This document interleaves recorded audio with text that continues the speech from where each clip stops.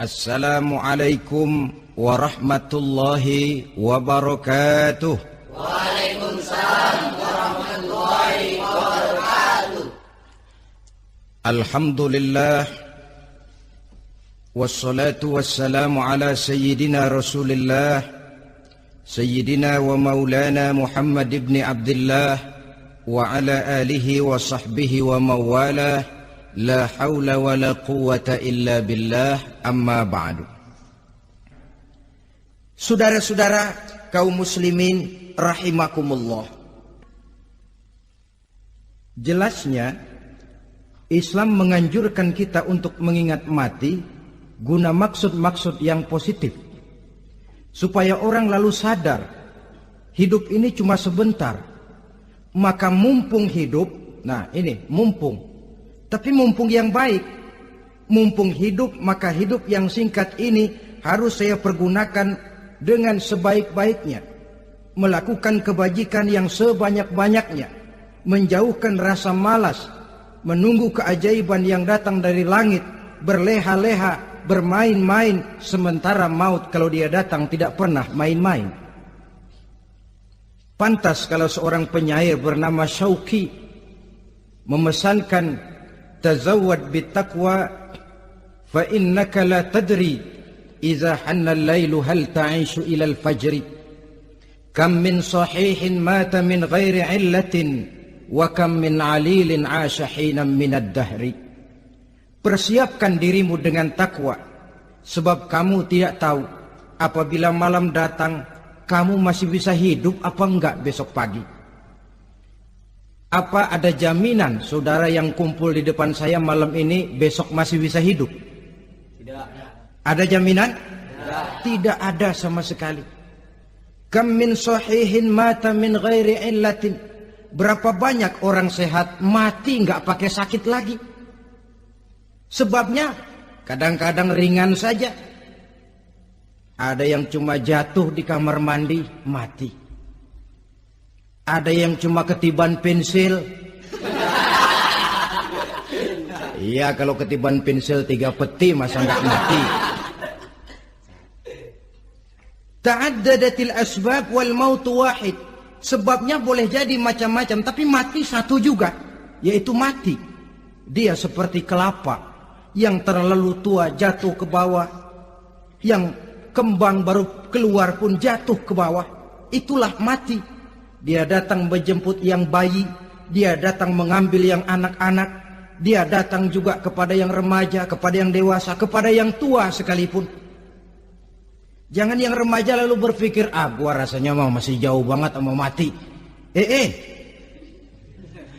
Ini sesuatu yang pasti yang kita tidak pernah diberitahu kapannya.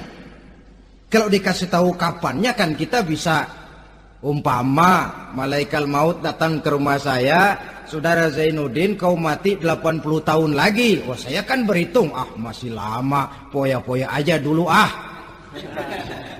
Tapi ini tidak pernah diberitahu kepada kita. Lantaran tidak diberitahu itulah kita perlu bersiap-siap dengan selalu mengingat-ingat mati yang mendorong kita untuk berbuat positif.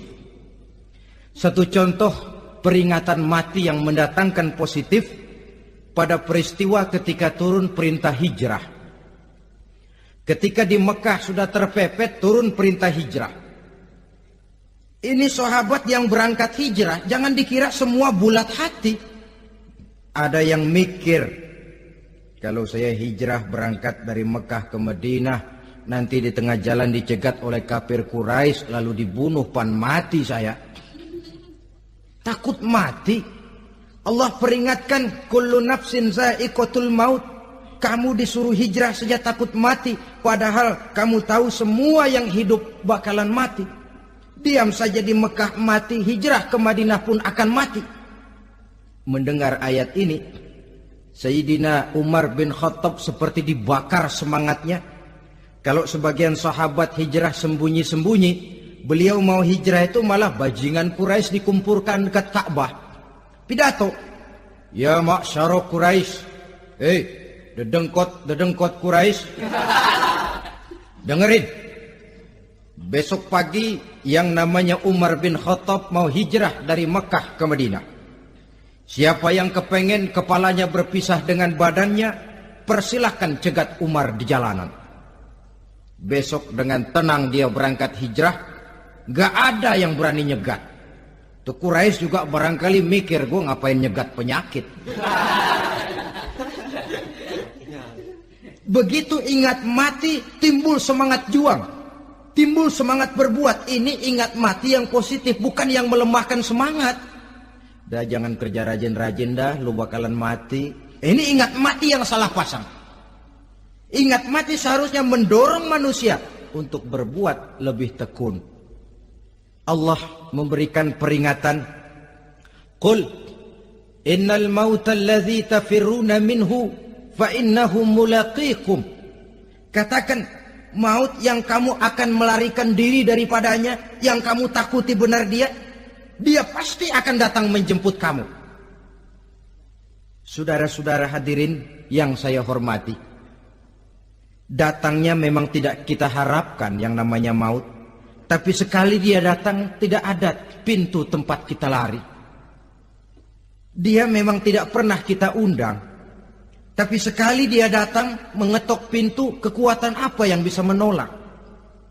Dia sebuah tanda seru dalam kehidupan. Apa yang menyebabkan orang takut mati? Pertama barangkali karena dia tidak tahu bagaimana kehidupan sesudah mati. Alam kubur gelap, alam akhirat gelap. Sehingga dia bingung, lantaran bingung lalu jadi takut. Yang kedua boleh jadi oleh bayangan-bayangan dosa yang pernah dia kerjakan di dunia ini. Kerjanya cuma menumpuk dosa. Dia gembira, bahagia, tertawa di atas tumpukan dosanya. Merasa segan berpisah dengan seluruh kehidupan ini. Sehingga boleh jadi maut adalah sesuatu yang ditakutkannya benar dalam kehidupan. Tapi bagaimanapun takutnya, tidak ada tempat lari dari dia. Dalam ayat lain Allah jelaskan, Aynama takunu yudrikumul mautu walau kuntum fi burujim musayyadah. Di mana saja kamu berada, dalam benteng yang paling tangguh sekalipun, maut pasti akan datang menjemput kamu. Nah, bagaimana caranya maut datang menjemput kita? Bila datang dia, sang malaikat pencabut nyawa, malaikat Israel namanya,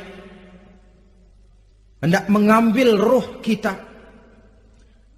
Dalam suasana macam begitu, di akhir kehidupan dunia, dalam berhadapan dengan sakaratul maut, terbagilah manusia dalam dua bagian besar. Pertama, yang menghadapi sakaratul maut itu dengan husnul khatimah, baik di akhirnya, sehingga pada saat ruhnya berpisah dengan jasadnya, kelihatan dia seperti senyum, mukanya cerah. Bahkan sebelum itu boleh jadi dia sempat meninggalkan pesan-pesan yang baik. Ada yang sempat azan, ada yang sempat baca Quran. Pernah kan nemui orang yang mau mati seperti itu? Yang sempat azan, yang sempat baca Quran, yang sempat meninggalkan wasiat-wasiat yang baik. Sebab apa? Malaikat maut datang menjemput mereka juga dengan baik-baik. Dicabut ruhnya perlahan-lahan, tapi sungguh pun perlahan-lahan. Pedihnya, sakitnya tetap tiada tara. Rasulullah Sallallahu Alaihi Wasallam, dikala beliau hendak berhadapan dengan sakaratul maut, diceritakan mencelupkan tangannya ke dalam gelas berisi air, lalu mengusapkannya ke muka beliau seraya berdoa, "Ya Allah, mudahkan saya dalam menghadapi sekarat ini."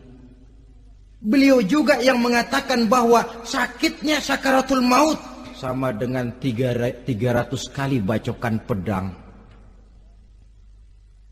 Sehingga kita diajarkan doa, di antara doa selamat itu kan ada Allahumma hawwin alaina fi sakaratil. Ya Allah, mudahkan saya di dalam menghadapi sakaratul maut itu. Ketika ruh ini keluar dari jasad, mata masih mengikuti ruh itu. Sehingga kadang-kadang ada yang matanya terbelalak dan tidak sempat ditutup, terbuka terus, mengikuti ruh itu keluar dari jasadnya. Adapun golongan kedua, manusia yang ketika berhadapan dengan sakaratul maut mendapatkan su'ul khatimah, jelek di penghabisannya. Sekaratnya sudah setengah mati, lalu jelek juga di akhirnya, mati dalam keadaan yang tidak baik, tidak terpuji. Ada yang lagi megang kartu, mati. Ada yang lagi di tempat ngadu ayam, mati. Ada yang lagi di tempat pelacuran, mati. Ada yang lagi megang botol minuman keras, mati. Nih barangkali malaikat maut gemes banget nariknya, lu buajingan, lu tarik terus ya. Mati su'ul khatimah. Makanya bagus itu. Kadang-kadang di majelis-majelis taklim kan sering dibaca ya Allah biha, ya Allah biha, ya Allah bihusnil khatimah. Kan ada itu? Ada enggak? Saudara hadirin, mohon agar oleh Allah kita diberikan husnul khatimah, baik di saat ruh akan berpisah dengan jasad. Ini sesuatu yang pasti. Sang malaikat maut datang menjemput nyawa. Setelah ruh berpisah dari badan, maka tinggallah sang badan, ditangisi oleh semua yang kita tinggalkan. Sehingga kepada putrinya Fatimah, ketika malaikat maut datang hendak menjemput baginda Nabi, beliau berkata kepada anaknya, Fatimah, kamu tahu siapa yang datang? Saya tidak tahu, Bapak. Yang datang hadimul lazat. Itu dia yang menghancurkan seluruh kesenangan dunia. Wa qati'us syahwat, yang memisahkan kita dengan seluruh yang kita cintai. Dia malaikat maut, Pak. Manakala jasad sudah ditinggalkan oleh ruh, itulah yang dikerubungi orang. Anak menangis, istri menangis, orang tua bersedih, teman-teman merasa kehilangan, menangisi jasad. Diuruslah jasad kita, dimandikan sebagaimana mestinya, dikafankan dengan kain putih 3 lembar, itu yang hendak kita bawa kembali ke tempat asal kita. Pakaian sutra, jas yang mereknya Switzerland wool, kain yang Samarinda, sepatu yang Belly atau Beltoni, jam tangan yang Rolex, kendaraan yang serba mewah, tidak ada yang menyertai kita. Kain putih 3 lembar itu saja lagi. Demi setelah dikafankan, dibujurkan kita menghadap ke arah kiblat, orang banyak pun datang menyolatkan kita dengan 4 takbir, diiringi dengan doa. Lalu upacara pelepasan, berangkat kita meninggalkan anak, istri, suami, kampung halaman, tanah air, bahkan alam dunia ini. Selamat tinggal alam dan seluruh isinya. Tinggallah yang tinggal. Saya akan kembali ke tempat asal dari mana saya datang, untuk kembali mempertanggungjawabkan seluruh perbuatan saya dalam kehidupan ini. Manakala upacara pelepasan selesailah sudah, dimasukkan kita ke keranda jenazah, digotong orang, bismillah wa ala millati rasulillah, dibawa ke tempat peristirahatan terakhir katanya. Padahal dulu kalau mau kita istirahat, ke villa lah kita, ke Bali lah kita, ke Hong Kong lah kita, ke tempat-tempat tamasya yang indah. Oh, rupanya akan sampai juga perjalanan menuju tempat peristirahatan terakhir, yang luasnya tidak akan lebih dari 2 kali 1 meter. Diusung orang kita, diantarkan orang banyak.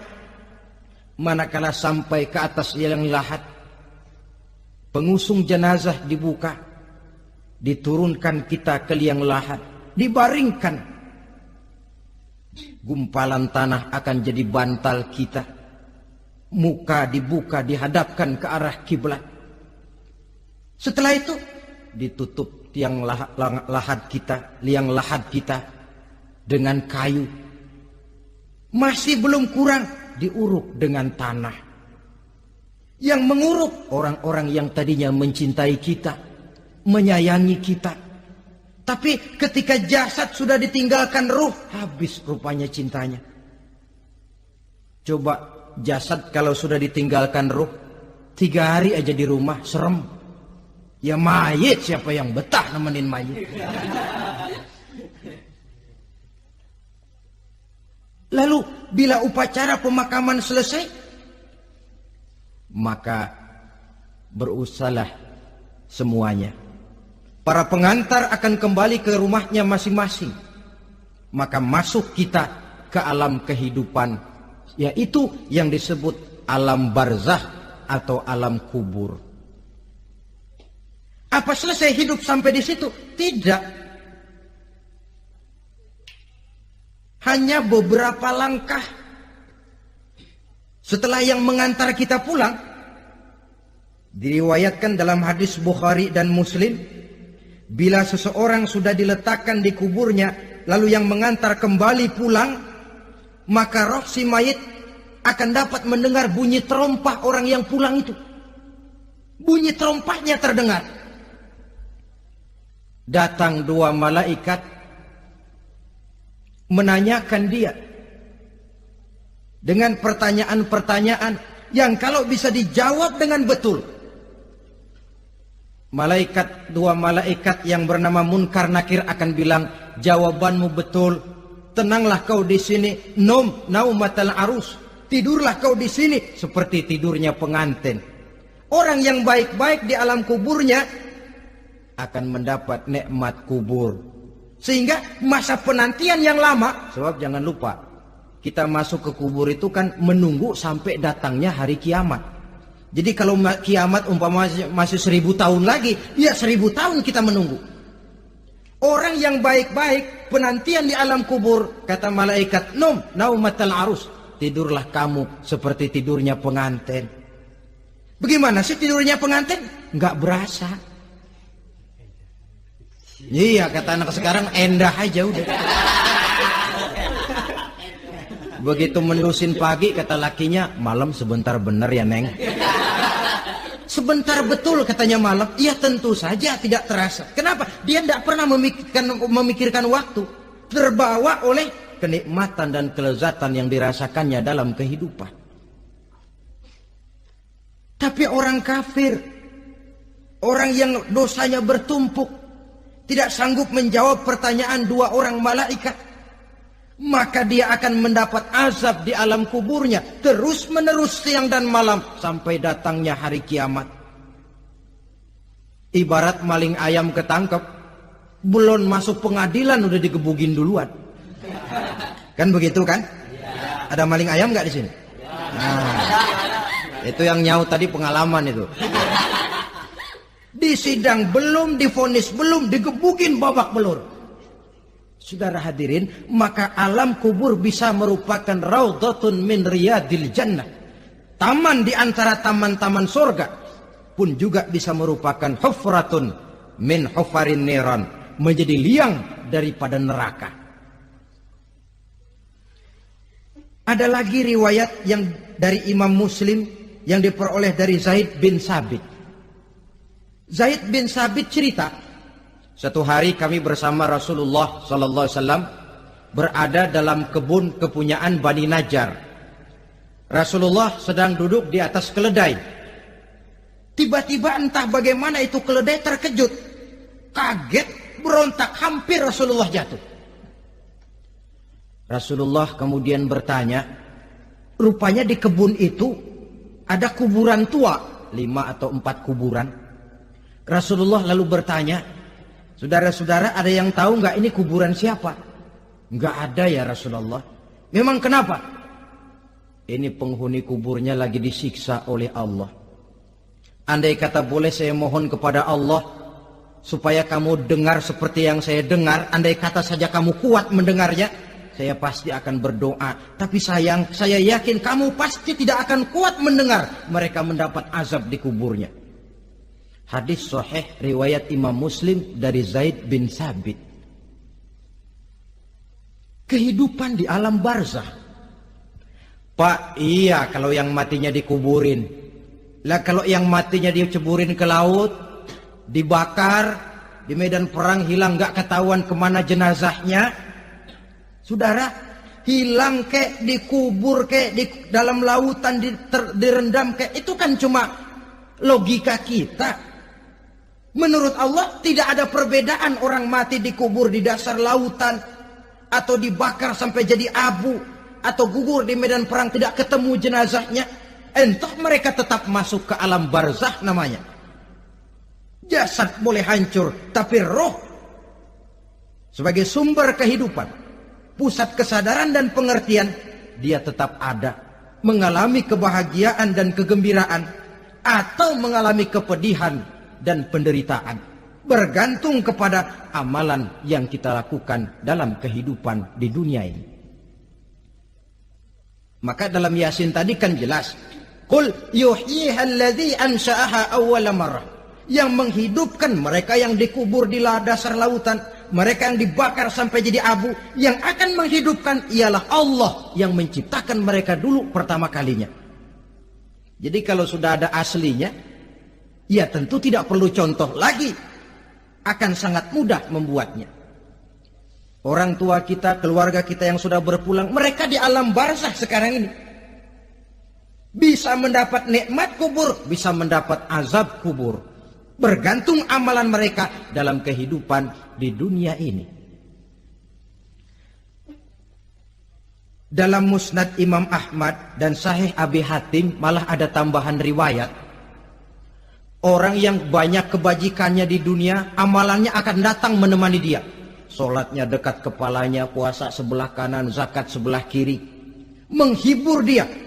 Malahan dikatakan berbentuk orang yang cantik menemani dia di alam kuburnya. Aneh, dia tanya, man anta lam ara fid dunya ajmal minka. Siapa kamu?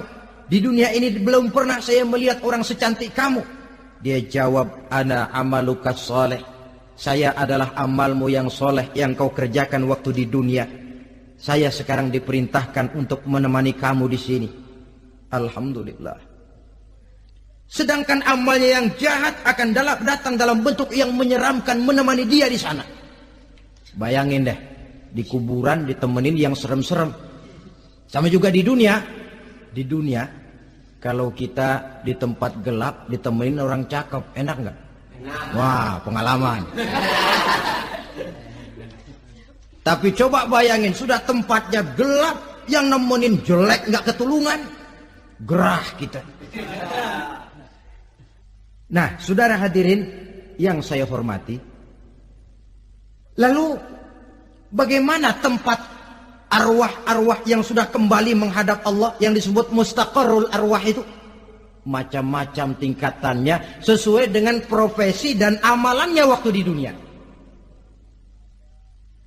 Ada roh-roh itu yang setelah pisah dengan jasad, artinya mati, ditempatkan di tempat yang disebut a'la iliyin, tempat yang tertinggi. Siapa ini? Arwahnya para nabi dan para rasul. Ini fi a'la iliyin, di tempat yang tertinggi. Arwahnya para nabi, arwahnya para rasul. Dan karena kita bukan nabi, bukan rasul, ya jangan mimpi dapat tempat fi a'la iliyin, kecuali kalau Allah menghendaki. Itu hak prerogatif Allah, tapi kan tidak adil kalau Allah melakukan itu. Ini kelompok roh-roh yang masuk golongan fit. Wah, the first class. Para nabi, para rasul. Lalu ada pula roh-roh itu yang setelah pisah dengan jasadnya diumpamakan seperti burung-burung hijau yang berterbangan di perkebun-kebunan surga. Roh siapa mereka ini? Rohnya para syuhada, orang-orang yang mati syahid gugur membela agama. Nah, ini bedanya orang mati syahid dengan pahlawan ya. Apa bedanya syuhada dengan pahlawan? Kalau syuhada, orang yang gugur membela agama, niatnya karena Allah, mati syahid. Kalau pahlawan, orang yang gugur membela negara, orang yang dianggap berjasa kepada pemerintah. Klimaksnya, kalau orang mati syahid jelas surga, tapi pahlawan belum tentu surga. Kenapa? Bergantung kepada negara macam apa yang dibelanya dan pemerintah model mana yang dibelanya. Di negara-negara komunis misalnya, banyak nggak pahlawan? Banyak. Dengan sekian tanda jasa yang mati di medan perang dan sebagainya. Kira-kira pahlawan komunis masuk surga enggak? Ya, kalau pahlawan komunis masuk surga, kita nggak kebagian kapling di surga barangkali. Inilah bedanya pahlawan dengan orang mati syahid. Kemudian ada pula roh itu yang tertahan di pintu surga. Tertahan di pintu surga. Ini seperti tadi, orang yang mati syahid tapi masih ada kaitan di dunia. Rasulullah pernah ditanya orang, "Ya Rasul, kalau saya maju ke medan perang bela agama, mati syahid, apa saya masuk surga?" "Iya, masuk surga. Kecuali kata Nabi, kalau masih punya utang." Nah, tertahan di pintu surga. Ada pula roh itu yang tertahan di alam kuburnya. Ini umumnya seperti tadi itu. Ada mempunyai dosa, mempunyai kesalahan, sehingga merasakan azab kubur. Ada juga roh itu yang tertahan di permukaan bumi. Mereka yang dalam hidup selalu menumpuk dosa-dosa yang besar, meninggal sebelum keburu untuk bertaubat. Saudara hadirin yang saya hormati, inilah yang kita khawatirkan. Sebab jikalau pada saat roh sudah datang, jikalau saatnya roh datang berpisah dengan jasad, menemukan sakaratul maut, saat itu taubat sudah tidak akan ada gunanya lagi.